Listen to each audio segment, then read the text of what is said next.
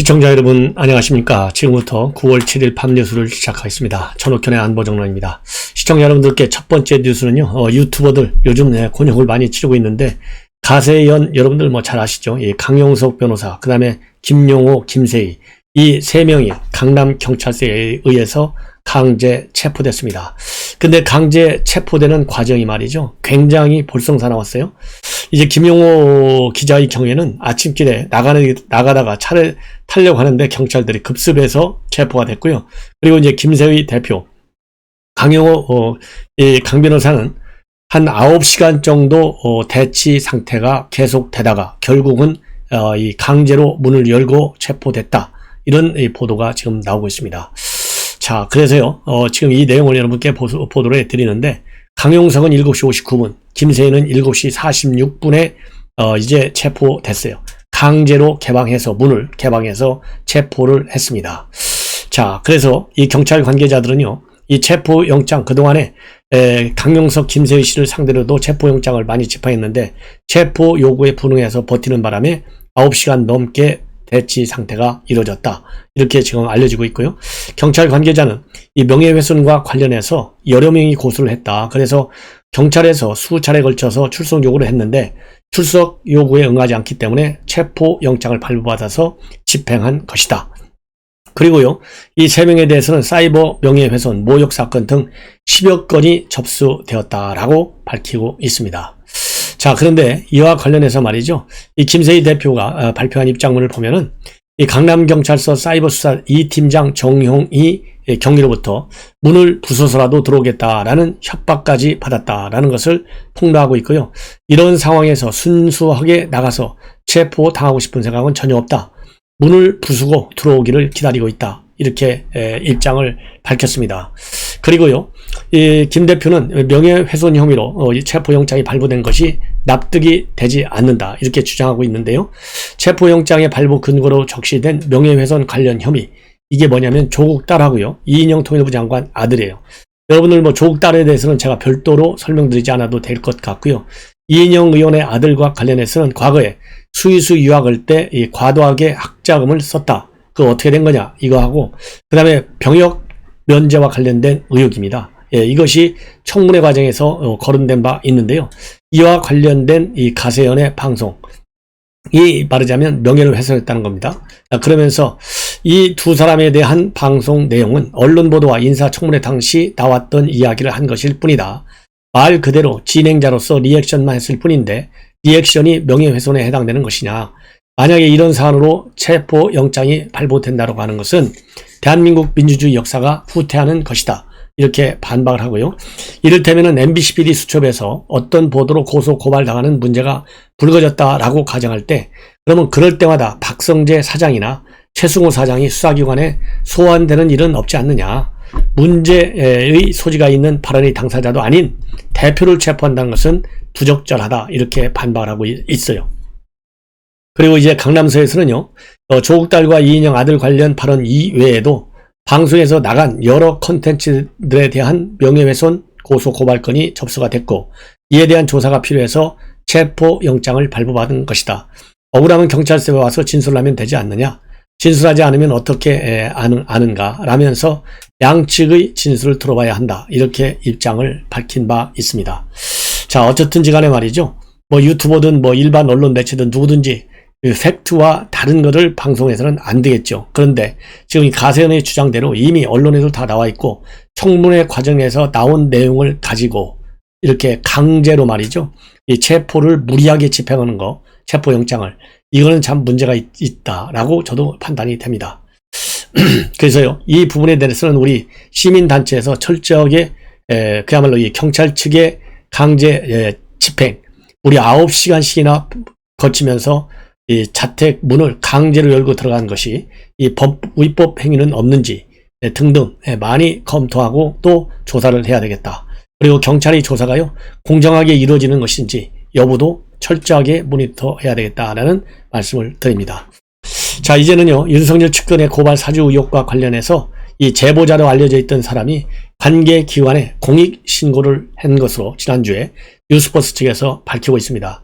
그리고 검찰에 말이죠. 이 관련 자료를 전부 다 넘겨줬고 휴대폰까지도 검찰에 제출한 것으로 그렇게 지금 보도가 되고 있습니다. 이 공익신고자 보호법에 따르면요. 신고 대상 기관은 권익위는 물론이고 경찰, 검찰, 공수처 등 수사기관도 공익신고를 접할 수 있도록 되어 있는데요. 이 보도에 따라서 현재 다르기는 하지만은 제가 보기에는 검찰에 공익신고를 한 것이 아닌가 하는 지금 이 보도들이 나오고 있다는 말씀을 드립니다. 그래서요, 지금 이 검찰의 관련 조사 내용을 보면 우선 형사사법측의 검찰 내부망에 올라와 있는 여러 가지 이 자료들, 이거를 지금 검토하고 있고요. 그 다음에 제보자 휴대폰도 포렌식에서 조사하고 있고, 그 다음에 손준성 PC를 임의 제출 받아가지고 지금 이것도 PC 포렌식을 하고 있다. 이 사실이 지금 알려지고 있고요. 지금 김호수가 이 필요할 경우에는 상황에 따라서 특임 검사를 임명할 가능성도 검토하고 있다. 여기까지 나오고 있습니다. 그리고 지금 여야계는요, 지금 공방이 이제 국정조사를 하자. 그럴 때, 국정조사할 때, 윤석열 총장을 증인으로 채택하자. 여기까지 지금 거론이 되고 있다고 합니다. 그래서 이 국정조사가 아니고요. 죄송합니다. 국정감사 때 증인 채택 문제가 지금 쟁점으로 부상하고 있는데요. 당연히 여당에서야 국감장 증인으로 불러서 증인석에 앉혀서 추궁을 하고 싶겠죠. 이렇게 되다 보니까 야권에서 강력히 반발을 하고 있습니다. 그래서 이 김경호 원내대표 같은 경우에는요, 윤석열 총장을 증인으로 채택해야 한다면 드루킹 사건에서 김경수 전 지사의 배후에 있었던 문재인 대통령도 증인으로 채택하자, 이렇게 주장을 하고 있고요. 그리고 추경 원내 부대표는 그런 식으로 주장한다면 우리 국민의힘 입장에서는 국감 증인으로 모셔야 할 분이 너무나 많다. 사실관계부터 제대로 규명하고 증인 대책을 요구하라. 이렇게 쏘아 붙이고 있다고 합니다. 자, 그리고 그런데 말이죠. 다만 이준석 대표는 좀 입장이 애매모호하다. 이렇게 보입니다. 윤 전 총장 개인의 판단에 따르는 것이다. 정치적인 인물이기 때문에 출석을 마냥 회피하지는 않을 것이다. 이렇게 입장을 밝혔다라고 지금 보도가 나오고 있는데요.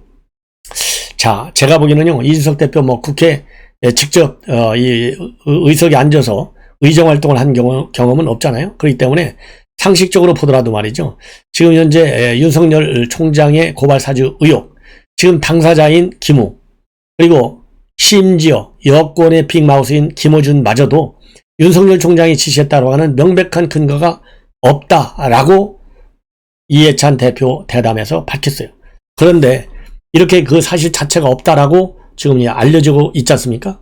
그럼에도 불구하고 개인의 판단에 따라야 될 것이다 라고 하면서 출석을 마냥 회피하지는 않을 것이다 라고 얘기를 해버리면 이거는 윤 총장한테 나가라고 얘기하는 것보다도 더 무서운 말이 아니겠습니까? 그래서 이거는 이런 것 때문에 이준석 대표가 이거 유승민 계열 아니야? 유승민한테 편파적인 거 아니야? 이거 윤석열한테는 약간 좀 뭔가 이 감정이 안 좋은 거 아니야?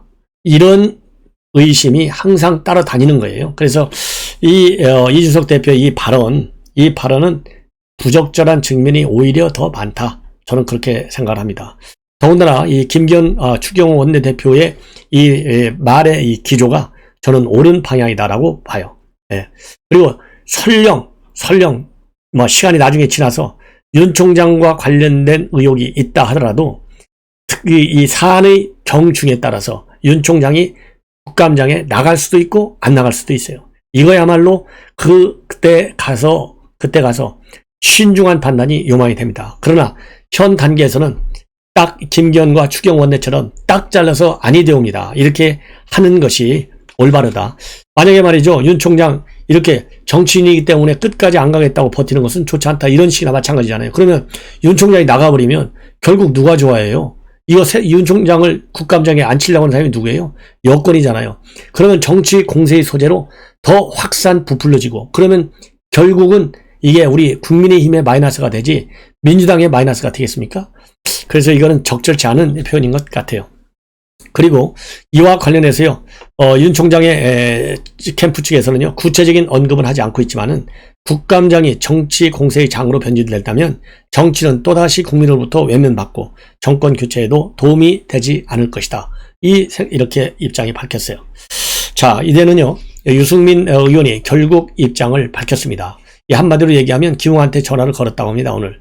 그래서 있는 그대로 말하라. 사실이면 그러고 만약에 이게 사주 의혹이 사실이면 윤이 진실대로 얘기하라. 이것도 말이죠. 유승민 후보 이거 적절치 않은 얘기예요.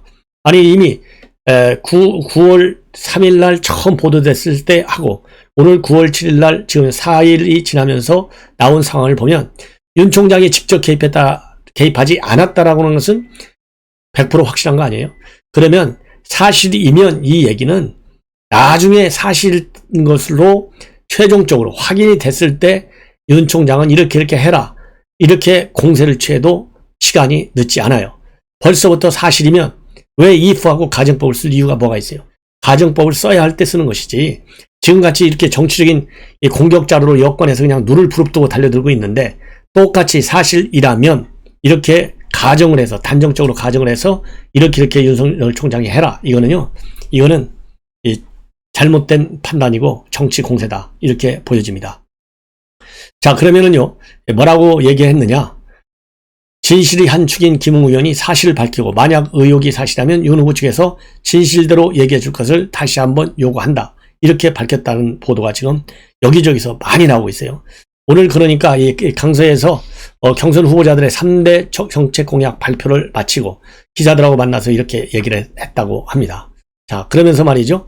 김 의원과 오늘 아침에 통화를 해서 지금 제기되는 여러 의혹에 대해 사실관계를 중심으로 꼭 국민께 말씀드리라고 얘기했다. 기억나지 않는 부분에 대해서도 최대한 과거 기록을 더듬어서 최대한 진실대로 말할 의무가 있다고 했다. 김 의원에게 정치를 하면서 최선의 대응 방법은 정직이다. 모든 걸 있는 그대로 사실대로 이야기하라고 했다고 거듭 강조했다고 합니다. 그리고 고발장이 검찰에서 만들어지고 또 현직 검사를 통해서 김 의원에게 전달됐는지 또 김 의원이 이를 당 누구에게 전달했고 언론 제보는 어떻게 된 건지 모든 진실의 축은 김 의원이다. 이 문제에 대해 당내에서 다른 이야기가 나오는 것을 굉장히 우려한다. 이렇게 입장을 밝혔어요. 그러면서 특히 윤 후보 캠프 측에서 김 의원이 비겁하다느니 마치 진실을 숨기고 있는 것처럼 얘기하고 있다라면서 불편한 심기도 여전히 드러내고 있습니다. 자, 불편한 아까 얘기한 대로 사실이면 이런 얘기를 하니까 윤석열 총장 측에서는 불편할 수밖에 없죠. 예. 자, 다음에는요. 김태흠이가 한마디 했어요. 이 김태흠은 친박계인데요. 가끔 강성 발언을 많이 하는 사람은 유명하잖아요. 오늘 성명을 발표했어요. 김웅 의원의 고발 사주 의혹과 관련해서 당의 깊은 우려를 표명했습니다. 그러면서요. 공작의 냄새가 물씬 풍기는 여권 인사에 대한 고발 사주 의혹 논란이 장기화되며 당에 큰 타격을 입고 있다. 논란의 당사자인 김웅 의원은 실체적 진실을 명확히 밝히지 않은 채 단편적 내용만 언론에 흘리는 등 오한 처신을 해서 의혹을 증폭시키고 있다. 이렇게 꼬집었습니다. 그러면서 김 의원의 이러한 처신은 공작 정치의 달인인 여권의 공작의 먹잇감을 총했다는 측면에서 엄청난 해당 행위다. 김웅 의원은 모든 의혹에 대한 사실관계를 소상하고 신속하게 밝혀야 한다고 주장을 했습니다. 그러면서 계속 모호한 자세를 취하는 것은 우리 국민의힘뿐만 아니고 정권교체를 바라는 많은 국민들에게 이적 행위를 하는 것임을 명심하기 바라고 이준석 대표 등 당 지도부가 이 상황을 방관하는 것은 무책임한 처사다. 그래서 대선 후보들을 보호하는 것도 지도부의 역할이고 책무다라고 지적을 하고 있습니다. 덧붙여서요. 김웅 의원에 대한 즉각적인 진상조사에 나서서 하루빨리 논란을 종식시켜야 한다. 조사 결과 문제가 있다면 강력한 징계는 물론 국민들에게 소상히 알리는 것이 책임 있는 공당이고 국민에 대한 도리다. 이렇게 밝히고 있습니다. 자, 이제는요. 오늘 정책 공약 3대 주요 정책을 발표하는 자리에서 우리 국민의힘 후보들 발표한데요. 간략하게 말씀을 드리겠습니다. 윤석열 총장 정부의 모든 정책 목표를 양질의 일자리 장축에 맞추겠다. 홍준표 대통령 긴급 명령권이라도 발동해서 강성 귀족 노조 폐악을 막겠다. 그래서요. 대부분의 후보들이 일자리 창출과 노동개혁을 강조한 것이 특징이다. 이렇게 보도가 나오고 있어요. 오늘 이 프레젠테이션은 7분간의 공약을 발표하고 추첨을 통해서 지정된 다른 후보와 2분간 질의응답을 했습니다. 자, 그래서요. 7분간 윤석열 총장은 전부 일자리 창출을 설명했어요. 일자리는 국민의 삶 그 자체이고 최고의 복지다. 일자리 창출을 위해서 산업, 교육, 노동, 복지 등 제반 경제사회정책을 통합하고 정부 조직도 개편하겠다. 그러면서요, 규제 혁신과 합리적 노사관계의 정립, 돌봄 국가 책임제로 일자리 이어주기를 공약했습니다. 그리고 이 원희룡 지사하고 이제 질의 답변을 하게 됐는데요. 원희룡 지사가 현장에선 어린이집과 유치원 통합이 이슈인데 어떻게 생각하느냐 이렇게 물으니까 저는 유보 통합, 즉 어린이집과 유치원 통합이에요. 유보 통합에는 찬성하는 입장이다. 이렇게 짧게 대답을 한 것으로 알려집니다. 그리고 홍준표 의원은요, 경남지사 시절 강성노도와 싸운 경험을 바탕으로 대통령의 긴급재정 경제명령권이라도 발동해서 강성귀족 노조의 폐악을 막고 노동 유연성을 높이겠다. 그리고 비례대표를 폐지한 양훈재 국회, 대통령 4년 중임제, 국회의원 불체포 특권 폐지 등 개헌을 하겠다라고 주장을 했습니다. 그러면서요, 이재명 경기지사를 전 베네수엘라 대통령인 차베스에 빗대서 경기도 차베스 잡으려면 홍준표가 제일 낫다 이렇게 덧붙였어요. 그리고 유승민 의원은요, 민주당 주자들이 가장 두려운 후보로 자신을 꼽는 언론 인터뷰 영상을 편집해서 틀고 누가 국민의힘 후보가 돼야 정권 교체를 할 수 있는지 곰곰이 생각해 달라. 그리고요, 유승민 의원은 추첨 통해서 장기표 경남 김해을 당협위원장이 토론자로 나섰어요. 그래서 유 전 의원이 제일 두렵다는 이 지사의 말을 과연 믿느냐 이렇게 묻는 바람에요, 후보들 사이에서 웃음이 나왔다고 합니다. 제가 들어도 좀 우스워요. 그러면서 유승민 전 의원은 저는 사실이라고 생각한다 이런 입장을 밝혔다. 이렇게 지금 보도가 되고 있어요.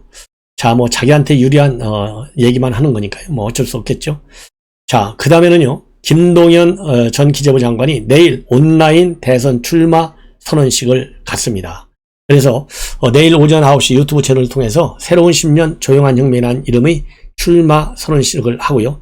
출마 선언 이후 첫 방문지는 충남이라고 합니다. 그래서 충남 공주의 한 컨벤션 센터에서 시민들과 간담회를 진행할 예정으로 있고, 이어서 대전 현충을 찾아서 참배할 예정입니다. 그리고 현충탑을 시작으로 해서 천안함 4.6 용사 묘역, 그리고 홍범도 장군 묘역을 차례로 참배할 예정인 것으로 그렇게 알려지고 있습니다. 자, 이렇게 해서요, 여러분들 우리 국민의힘 후보들 정책 공약식까지 제가 보도해 드렸습니다. 잠시 후에 제가 또 심야 방송을 해 드리도록 하겠습니다. 우리 시청자 여러분들의 많은 시청 그리고 구독, 좋아요 당부드립니다. 감사합니다.